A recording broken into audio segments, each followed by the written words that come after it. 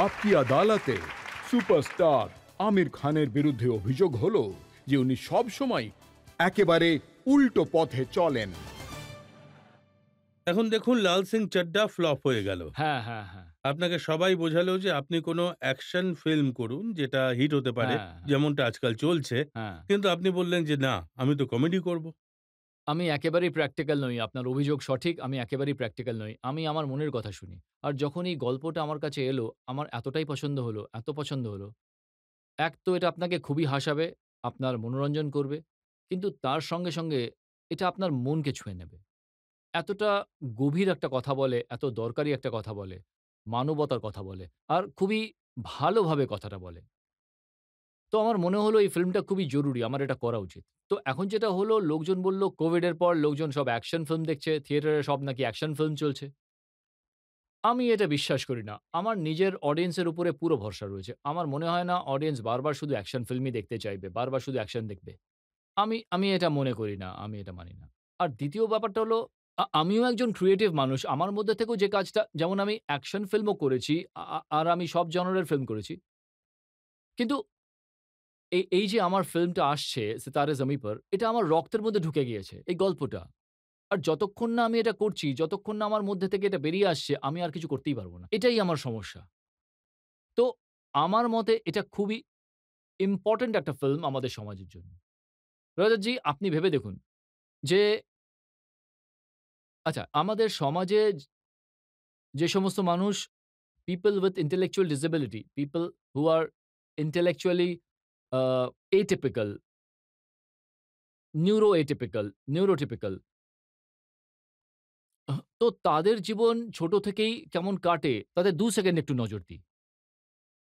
আমরা সবাই ৮ বছর, কেউ ১০ বছর কাটিয়ে এই জায়গায় এসে পৌঁছেছি। একবার ভেবে দেখুন আপনি ৮ বছরের, আর স্কুলে বার্থডে পার্টি রয়েছে বা বিল্ডিং এ বার্থডে পার্টি রয়েছে। আর সমস্ত বাচ্চাদের ডাকা হয়েছে। কিন্তু আপনাকে ডাকা হয়নি। কারণ আপনার ডাউন সিনড্রোম রয়েছে। আর এটা শুধু একবারই নয়, প্রতিবার হয়ে থাকে। তো ওই বাচ্চাটার জন্য আমাদের ভাবা উচিত যে ওর কিরকম লাগবে? ও কি কোনো পাপ করেছে? ও কি করেছে? কোনো ভুল কাজ করেছে কি? ওর তো কোনো দোষই নেই। আমিও আমিও এরকমই জন্মাতে পারতাম। আপনিও এরকম জন্মাতে পারতেন। তো এটা আমাদের কন্ট্রোলে নেই দাদা। তো এক তো ওর একটা কষ্ট রয়েছেই। সেই সঙ্গে আমরা ওকে আলাদাও করে দিচ্ছি। আর সারা জীবন আলাদা করে রাখছি। এটা ঠিক নয়। এটা মানবতা নয়।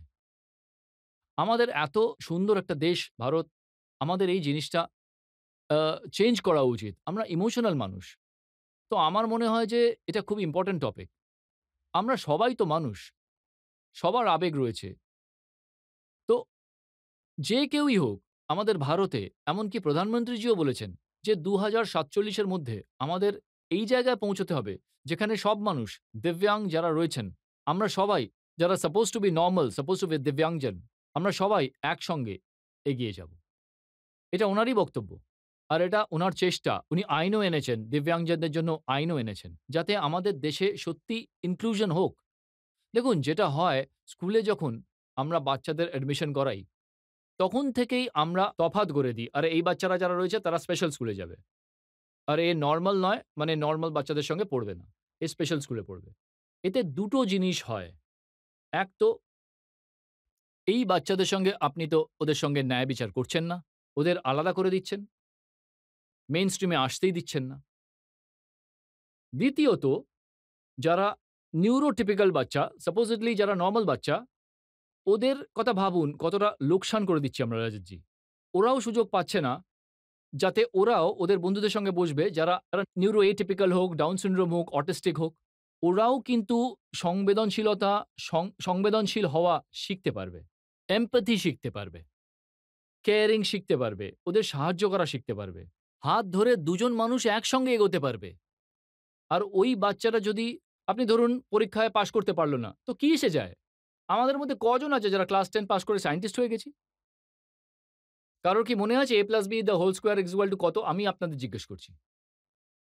a + b a square + b square + 2ab হ্যাঁ, এটা কতটা ইম্পোর্টেন্ট? আপনি কখনো লাইফে ইউজ করেছেন? কখনো ব্যবহার করেছেন আপনি? A² + B² + 2AB মানে এই যে আনসারটা আসে সেটা ব্যবহার করেছেন কখনো আপনি? তো সেটা যদি কোনো বাচ্চা না পারে তো ঠিক আছে। এমন নয় যে পারবে না। হয়তো ওর কিছুটা সময় লাগবে। আপনার কোনো জিনিস বুঝতে ২ মিনিট লাগবে, হয়তো ওর ৪ মিনিট লাগবে। ব্যাস আমাদের একটু আ ধৈর্য ধরতে হবে। কোনো বড় ব্যাপার নয়। এতে যেটা হয় যখন আমরা বড় হই, আমাদের এতটা আলাদা করা হয়, যখন আমরা কোনো কারোর সঙ্গে দেখা করি যে কিছুটা আলাদা, ডাউন সিনড্রোম হোক, অটিস্টিক হোক, আমরা তাদের সঙ্গে কথা বলতেও পারি না। আমাদের ভয় লাগে কিভাবে কথা বলবো? আমরা awkward ফিল করি, আমরা awkward হয়ে পড়ি। এটা ঠিক নয়। তো এটা শুধু প্রধানমন্ত্রীজিরই মানে কোনো বার্তা নয় যে by the time we reach 100 years of our independence এসব আমাদের পিছনে ফেলে আসা উচিত। অ্যাজ অ্যান ইনক্লুসিভ সোসাইটি আমাদের এগিয়ে যেতে হবে। তো এই টপিকেই তো এই ফিল্মটা তৈরি হয়েছে। এবার আপনি বলুন, আমি এটা করব নাকি অ্যাকশন ফিল্ম করব? ভাবুন আপনি। আমির এই ফিল্মটা আমি দেখেছি। আর এটা সত্যি অসাধারণ একটা ফিল্ম। খুবই ইন্টারেস্টিং ভাবে অনেক বড় মেসেজ আপনি দিয়েছেন। হ্যাঁ। আর আপনি যে অ্যাক্টিং করেছেন সেটা তো সত্যি অসাধারণ, অপূর্ব। আমি তো সব দর্শককে বলব যে এই ফিল্মটা অবশ্যই দেখতে যান। হুম, কারণ এই ফিল্মে আপনি যেভাবে সাবজেক্টটা নিয়েছেন আর আপনি এক জায়গায় বলেছেন যে আ আমরা এই বাচ্চাদের বুদ্ধি কম ভাবছি, কিন্তু হুম, এরা আমাদের থেকে বেশি হুম। ক্ষুরধার। আমরা এদের শেখাতে চাই, কিন্তু এরাই আমাদের অনেক কিছু এরাই শিখিয়ে দেয়। আমায় শিখিয়ে দিল। একদম ঠিক। অ্যাকচুয়ালি এটা আমার কাছে তারে জমি পরের ২য় পার্ট, পার্ট 2 আমরা যাকে বলি। তবে তবে গল্পটা একটু আলাদা, চরিত্রটা আলাদা, কিন্তু থিমটা একই। এই ফিল্ম তারে জমি পরের থেকে ১০ পা এগিয়ে রয়েছে। তারে জমি পর আমার যে চরিত্র ছিল নিকুম স্যারের, ওটা একটু সংবেদনশীল, খুবই সেনসিটিভ, কেয়ারিং ব্যক্তি ছিল। কিন্তু এই ফিল্মে গুলশান যে রয়েছে সে খুবই ফালতু, কড়া ভাষায় কথা বলে, লোকের সঙ্গে ঝগড়া করে বেড়ায়, কারোর কথা বিবেচনা করে না। ওর মনে হয় আমিই সবসময় ঠিক। মদ খেয়ে পুলিশের গাড়িতেই ধাক্কা মেরে দেয়। আর পুলিশকে বলছে, "এটা কি গাড়ি পার্ক করার জায়গা?" যার মানে ও সবসময় এটাই মনে করে যে আমিই ঠিক, বাকি সবাই ভুল। তো এটা আমার একেবারে অপোজিট অফ নিকুম স্যার। আর ওই ফিল্মে একজন টিচার একটা স্টুডেন্টকে হেল্প করেছিল। এই ফিল্মে স্টুডেন্ট যারা রয়েছে, তারা টিচারকে সঠিক রাস্তা দেখাবে। যে একজন সঠিক ভালো মানুষ হওয়া কাকে আর বলে। হাসতে, হাসতে এই হাসতে, ফিল্মটা হাসতে। কখন শেষ ওই হয়ে যায় ফিল্ম বোঝাই আপনাকে যায় না। কাঁদিয়েছিল আর এই ফিল্ম আপনাকে হাসাবে। তো আমি খুবই এক্সাইটেড। আর আমার খুবই ভালো লেগেছে যে আপনার এই ফিল্মটা খুবই ভালো লেগেছে। আপনি দেখেছেন। আর আমার এটাই আশা আমাদের দেশের অডিয়েন্স এই ফিল্মটা দেখুক। আর কিন্তু আপনি এই ফিল্মটা শুধু থিয়েটার রিলিজ করবেন, হ্যাঁ, ওটিটিতে করবেন না। হ্যাঁ। আমি এর ঘোর বিরোধী। দেখুন আমি খুবই লয়ালিস্ট থিয়েটারের ব্যাপারে। আমি আজ ঠিক যেখানে বসে রয়েছি সিনেমা হলের জন্যই বসে আছি আপনাদের সামনে। আ থিয়েটারের জন্যই বসে রয়েছি আপনার সামনে। আমি মুখ ঘুরিয়ে নিতে পারব না। আমি থিয়েটারের জন্য, সিনেমার জন্য মুখ ঘুরিয়ে নিতে পারব না। তো কিন্তু আজ যে পরিস্থিতি, আমরা নিজের পায়ে কুড়ুল মারছি। আমরা এত ছোট উইন্ডো করে দিয়েছি, এত ছোট উইন্ডো করে দিয়েছি যে, যেকোনো ব্যক্তি আমি আপনাকে বলব যে আমার থেকে আ আ এই গ্লাসটা কিনে নিন। আর যদি আপনি না কেনেন তো ৮ সপ্তাহ পর আমি আপনার বাড়িতে রেখে যাব। তাহলে কেন কিনবেন আমার থেকে গ্লাস? আর এটাই তো হচ্ছে আজকালকার ফিল্মে। যে আপনি আসুন আমার ফিল্ম দেখতে, আর না এলে আমি আপনার বাড়িতে ফিল্ম পৌঁছে দেব। তাহলে বাড়িতেই চলে এসো, থিয়েটারে কেন যাব? এর ফলে হবে যেটা আ পা পু থিয়েটারের পুরো ব্যবসাটাই নষ্ট হয়ে যাবে। আর এটা খুবই দুঃখের কথা। আমরা সবাই থিয়েটারে ফিল্ম দেখে বড় হয়েছি। থিয়েটারে একটা ম্যাজিক রয়েছে। এর একটা জাদু আছে। অ অন্ধকার হয়ে যায় আর আপনি ৩০০-৪০০ মানুষের সঙ্গে বসে হাসছেন। আপনি ৩০০-৪০০ মানুষের সঙ্গে বসে কাঁদতে থাকেন। যদি ফিল্ম পছন্দ না হয়, তাহলে ৩০০-৪০০ লোকের সঙ্গে মিলেমিশে গালি দেন। যাই হোক, ইট ইস আ কমিউনিটি কালেক্টিভ এক্সপেরিয়েন্স, এফোর্ট, হ্যাঁ। কালেক্টিভ এক্সপেরিয়েন্স হয়ে থাকে। ওটার একটা আলাদা মজা থাকে। আর এদিকে আমি একা বসে দেখছি। কি লাভ তাতে? তো আমি এটাই মনে করি যে, সে তো আপনি যেমন খুশি তেমনই দেখতে পারেন। তবে আমি মনে করি যে উইন্ডো খুবই কম। তো আমার কাছে ওটিটি চ্যানেলের অনেক ধরনের অফার এসেছে। আমি শুধু একটাই কথা ওদের বলেছি যে, "আপনি ৬ মাস পর আমার ফিল্মটা চালিয়ে দিন, আমার কোনো সমস্যা নেই।" কিন্তু উনারা সেটা করতে চান কিন্তু না। ওরা টাকা তো অফার করেছে ৬০ কোটি, হ্যাঁ, ১২৫ কোটি। হ্যাঁ, করেছে তো। কিন্তু আমি ওদের না করে দিয়েছি। কিন্তু আমি টাকা না করে আপনার চাই দিয়েছি। না? আহ হুম, না টাকা তো ভালো লাগে। আর আমরা সবাই পরিশ্রম করে রোজগার করতে চাই। কিন্তু এটা আমার ভুল মনে হয়। আমার মনে হয় আমি বেইমানি করছি নিজের ইন্ডাস্ট্রির সঙ্গে, নিজের থিয়েটারের সঙ্গে, সিনেমা হলের সঙ্গে। আর আমি এই ব্যাপারে একেবারেই রাজি নই। সে যতই আমি বললাম না আমি একদম প্র্যাকটিক্যাল নই। তো আমার ভরসা আছে যে এই ফিল্ম থিয়েটারে চলবে। আর আমরা যে পরিশ্রম করেছি, আমরা যে টাকা ঢেলেছি সেটা থিয়েটার থেকেই উঠে আসবে। এটা আমার বিশ্বাস। আর আমার এটা শুধু আমার না, আমার অডিয়েন্সের উপরে ভরসা রয়েছে। আমার অডিয়েন্স আমার ফিল্ম থিয়েটারেই আজ পর্যন্ত দেখে এসেছেন। আর তারা থিয়েটারেই দেখবেন আমার ফিল্ম। এটা আমার সম্পূর্ণ বিশ্বাস। আর আমাদের এই দেশে এরকম লক্ষ লক্ষ বাচ্চা রয়েছে, হ্যাঁ, অনেক পরিবারে পেয়ে অনেক যাবেন। পরিবারে রয়েছে। লোকেরা তাদের লুকিয়ে রাখেন। এবার সময় এই এসে ফিল্ম গেছে। দেখার পর লোকেরা তাকে ডিসপ্লে করবে, এই যে হ্যাঁ, দেখুন আমার এই দেখুন বাচ্চা। আমার বাচ্চা। আমি তো চাই এই ফিল্মের পর মানুষ মানে আমাদের পরিবারে যদি এরকম কোনো বাচ্চা থাকে, তাকে আমরা যেন খুশি মনে আর আপনি সবাইকে যে রোলটা করেছেন সেটা সত্যি খুবই চ্যালেঞ্জিং ছিল, হ্যাঁ, খুবই চ্যালেঞ্জিং ছিল। হ্যাঁ, একদিক থেকে নেগেটিভও বটে। আর হ্যাঁ, বাচ্চারা কিছুক্ষণ অন্তরই আপনাকে কিছু না কিছু শেখাচ্ছে, হ্যাঁ, আর ওটাই। প্রায়ই আপনাকে ভুল প্রমাণিত করছে। একদম, একদম ঠিক, একদম ঠিক।